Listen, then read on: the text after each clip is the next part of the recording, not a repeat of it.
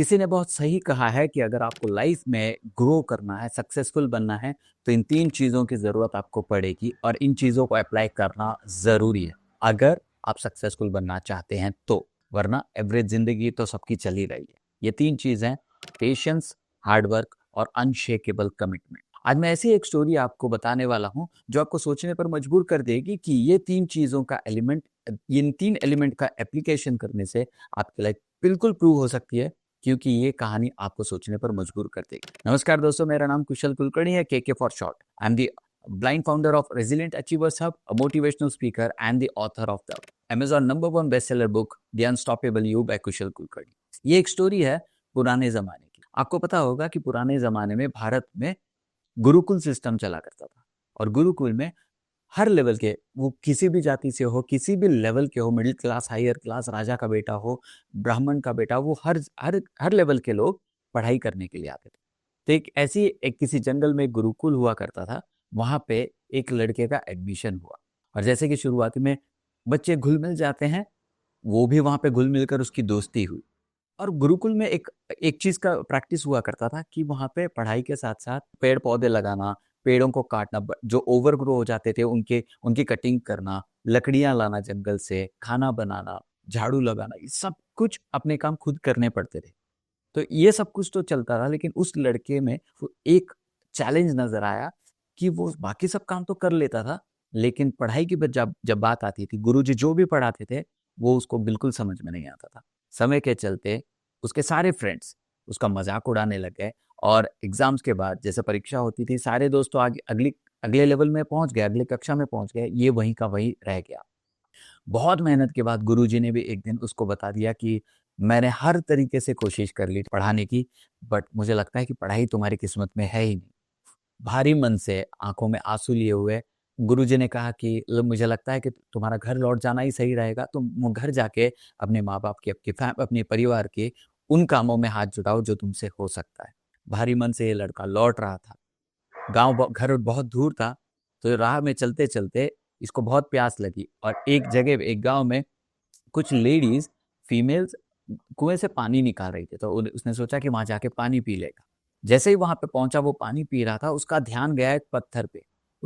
उस लड़के ने उन लेडीज़ से पूछा कि ये पत्थर पे निशान कैसे बना? तो उन लेडीज़ ने कहा, गाँव की महिलाओं ने कहा कि ये रस्सी के पानी निकालते हुए जब रस्सी की जो फ्रिक्शन होता है, बार-बार घिसाई से रगड़ने से ये निशान बना और वो उसके लिए टर्निंग पॉइंट बना। उस लड़के ने सोचा कि इतने सख्त पत्थर पे अगर एक नाजुक सी रस्सी के बार-बार रगड़ने से अगर ये निशान बन सकता है, तो क्या मैं बार-बार प्रैक्टिस करके पढ़ाई नहीं कर सकता? घर लौटने के बजाय वो फिर से गुरुकुल आया और उसने गुरुजी से कहा कि मैं पढ़ना चाहता हूँ, इस बार बहुत मेहनत करूँगा, पेशेंस के साथ और अनशेकेबल कमिटमेंट के साथ उसने शुरुआत करी। दिन चलते उसमें इम्प्रूवमेंट्स नज़र आए। गुरुजी भी दंग रह गए कि ये इतनी मेहनत करने का इसका हौसला कैसे बढ़ गया। समय के चलते वो इतना शार्प बन गया और कुछ समय के बाद उस लड़के ने इतिहास रच दिया। वो पर्सनैलिटी आज एक बहुत ही बेहतरीन पर्सनैलिटी बन गई। उनका नाम है आचार्य वरदराज। इन्होंने समय के चलते-चलते संस्कृत में एक्सपर्टीज़ बना ली और बहुत सारे ग्रंथ भी कंपोज़ किए। आज भी इंस्टीट्यूट्स में इनके ग्रंथ की यूज़ की जाती है फर्दर स्टडीज़ के लिए, जैसे कि मध्य सिद्धांत कौमुदी और सार सिद्धांत कौमुदी, ये सारे ग्रंथ इन्होंने बनाए हुए हैं। तो ये स्टोरी का जो फाइनल लाइन जो हमें मिलता है, 3 एलिमेंट्स, पेशेंस, हार्ड वर्क और अनशेकेबल कमिटमेंट। इन्होंने ये प्रूव कर दिया कि हम कुछ भी कर सकते हैं अगर हम कमिटेड हैं तो। बहुत सारे लोग एक्सक्यूज़ दे देते हैं कि मुझसे पढ़ाई नहीं हो रही, मुझसे ऑफ़िस का काम नहीं हो रहा। बट अगर आप कमिटेड हैं, तो हार्ड वर्क के साथ आप कितनी भी बड़ी चुनौतियाँ आए, कितनी भी बड़ी डिफ़िकल्टीज़ आएँ, चैलेंजेस आएँ, आप उसे पार कर सकते हैं। उदाहरण पर मेरी कहानी बताऊँ, तो आपको पता है कि मैं बाय बर्थ ब्लाइंड नहीं हूँ। अचानक किसी रोग के कारण मुझे मेरी आँखें गँवानी पड़ी। I lost my eyesight. But जब मैंने कमिटमेंट लिया आपके साथ कि मैं आगे बढ़ूँगा, कुछ करूँगा। सबसे पहले मुझे डिजिटल स्क्रीन रीडर्स को सीखना था। सच कहूँ, जब पहली बार मैंने इन लैपटॉप्स की आवाज़ सुनी, तो मुझे रोना आ गया था। बट जब मैंने अपने एक ब्लाइंड फ्रेंड से बात करी कि इसको कैसे सीखा जाए, उन्होंने कहा कि इनिशियली बहुत इरिटेटिव लगेगा, फ्रस्ट्रेटिंग लगेगा, कठिन है, बट कम से कम 1 साल तो लगेगा आपको फ्लो समझने में।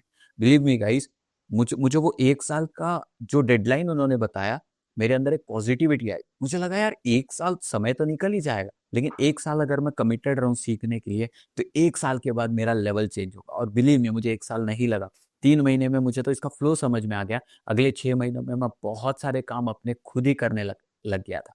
आज कुछ ही चीजें होती है जो मुझे नहीं पता होती, तब मैं अपने फ्रेंड को फोन करके पूछता हूँ कि इसको कैसे किया जा सकता है।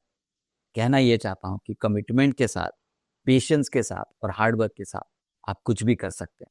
पढ़ाई करना एज अ स्टूडेंट आपका पहला काम है। आप सिर्फ पढ़ाई पे फोकस कीजिए, किताब निकालिए, पढ़िए। समझ में नहीं आ रहा फिर भी पढ़िए।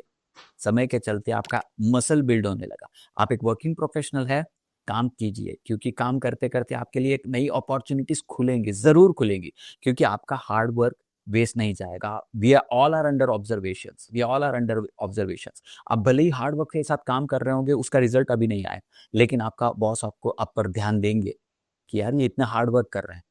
आपको प्रमोशंस मिलेंगे, हो सकता है प्रमोशंस ना भी मिले तो नई अपॉर्चुनिटी खुलेगी, आप अपनी ड्रीम कंपनी तक पहुंच सकते हैं। 3 चीजें, पेशेंस, हार्ड वर्क और अनशेकेबल कमिटमेंट। कमेंट में बताइएगा कि आप आज से ये करेंगे या नहीं करेंगे। अगर कर रहे हैं तो भाई believe me, you will be unbeatable, unstoppable. और नहीं करेंगे तो वैसे तो एवरेज जिंदगी चल ही रही है, लेकिन अगर कहीं ना कहीं आपके लाइफ में आपको ये सोच आती है कि मुझे सक्सेसफुल बनना है, ग्रो करना है, देन 3 एलिमेंट्स का एप्लीकेशन जरूरी है। तो अगर आप हमारे चैनल पर नए हैं, सब्सक्राइब जरूर कीजिए, लाइक कीजिए, स्टोरी को शेयर कीजिए ताकि किसी तक ये मैसेज पहुंचे। So that's it for today. आज के लिए इतना काफी है। मिलते हैं अगले कुछ और स्टोरीज के साथ, और जो कि हमें मोटिवेट करें, हमें प्रोडक्टिविटी को एनहांस करें। मेरा नाम कुशल कुलकर्णी है। मिलते हैं अगले एपिसोड में। Till then please take care, stay blessed, bye bye.